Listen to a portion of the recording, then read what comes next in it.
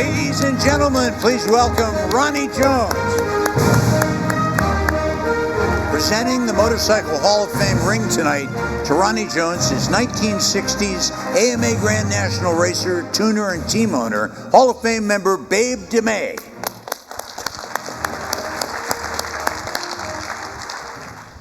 Ronnie Jones, in recognition of your superhuman career as a privateer in AMA Grand National competition, including 32 podium finishes and wins in short track, TT, and half mile, and for bringing professional dirt track competition back to life in Oklahoma City.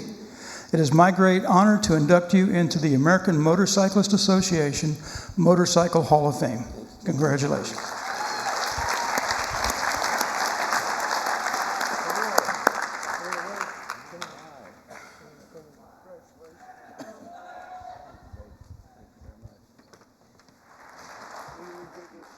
Y'all have to excuse me just a second here. Well, I get you all to smile.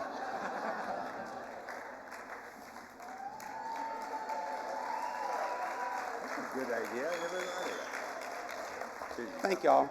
Thank you for that. Thank y'all. Thank you, and welcome everyone. I feel so honored to be standing up here in front of all of you accepting this induction to the American Motorcycle Association Hall of Fame. Thanks to all who voted for me and the AMA for being the shepherd of the sport that I love. I want to congratulate the other deserving people being inducted along with me this year. Can't believe I'm included in this group and joining the many others that have already been inducted. You're all my heroes. When I got the call from Ken Ford informing me of my induction, I immediately called Kenny Roberts and thanked him.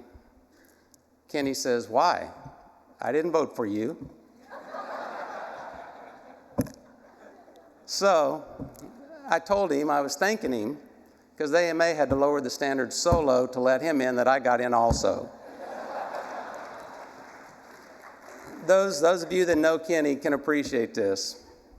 So then I said, seriously, Kenny, if you hadn't been so great in my first national win coming against you, I'm not sure the rest of my contribution to the sport would have warranted this induction.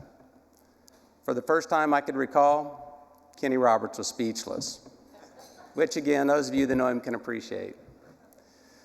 I fell in love with motorcycles as a young boy, and it's a love affair that's lasted my entire life. I'm sure my parents thought, maybe even hoped, that I'd outgrow it. But once I saw the Bruce Brown movie on any Sunday and knew there was a profession, racing motorcycles, that you could make a living in, I never considered doing anything else. Thinking back over my life, I can't really imagine my life without motorcycles. The majority of my friends, the memorable experiences, places I've traveled, trials and tribulations, as well as the successes, came from my love of motorcycles and racing them. The most that I could hope for my kids, for all of you, is for you to have a passion for something in your life that brings the life and fulfillment that I've had. When I started racing, the most important thing was winning.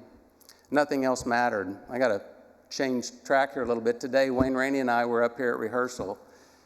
Wayne asked me, he says, when we were 16 and we were novices together, Wayne and I and Charlie Roberts and Pete Brethauer, some other guys that are here, he said, did you ever think that about this night happening, you getting inducted into the Hall of Fame? And I said, Wayne, when I was 16, the only thing I was thinking about was beating you. Nothing else mattered. And the surprise for me was finding that the people and the relationships are what became the most important.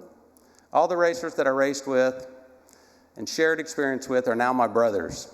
Over the years, there have been so many people who supported my career.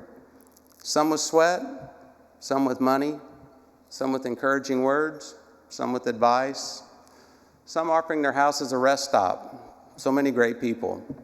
I started thinking about who I wanted to thank, and when I started writing names down, I realized I raced entirely too long. There isn't enough time allotted for me to thank all the amazing people who contributed, however large or small, to my career and life. Thank you all. I never could have done this without you. Having said that, there are a few that I must thank. First, I have to thank God for giving me a talent. Second, I have to thank my parents for supporting my decision to make racing my life and explore that talent. My mom worked countless hours and then would drive us to the races and back home late at night before we were old enough to drive, and then scraping up enough money to send us on the road when we were old enough to drive. My dad, whose driving lessons during our youth, which included a lot of cussing and hand gestures, would provide needed skills to get us from race to race once we started driving. My sister Karen, who spent her entire life, or childhood anyway, hanging out at dusty old racetracks, she didn't seem to mind. Maybe it had something to do with all the boys in tight leather pants. My niece and nephew, Jared and Tara, thank you for always being there. My daughters, Shaylin, Cheyenne, and Sierra, for sharing their dad with racing. I love you all. Last but not least, I have to thank my brother David. You're my inspiration and deserve the most credit for this award. I knew you were taking the ride with me each lap, and I wanted it to be a hell of a ride. Thanks for sharing the journey. I hope you have enjoyed it as much as I have. I've been blessed my whole life. Everyone in this room and those whose paths cross mine in the sport I love are all part of that blessing. Thanks again to the AMA and to all of you. Have a great night.